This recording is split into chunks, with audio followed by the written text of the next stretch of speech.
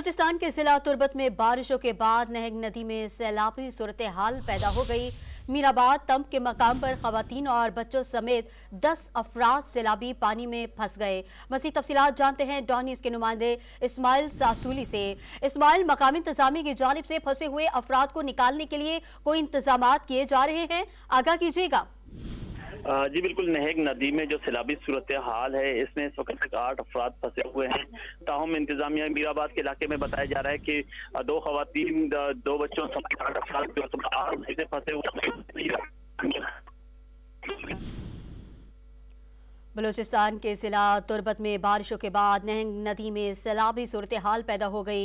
मीराबाद तंब के मकाम पर खवातीन और बच्चों समेत 10 अफराद सैलाबी पानी में फंस गए हैं।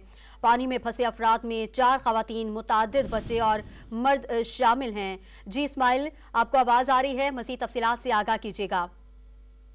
बच्चे 2 खवातीन समेत 8 अफराद जो फंसे हुए हैं, पीडीएमए को इस हवाले से इत्तला दी गई है। ताहम अब तक उनकी रेस्क्यू की टीमें नहीं पहुंचे हैं। मकामी अफराद कोशिश कर रहे हैं, नदी में पानी ज्यादा होने की वजह से उन्हें अब तक पहुंचने में मुश्किलात का सामना है।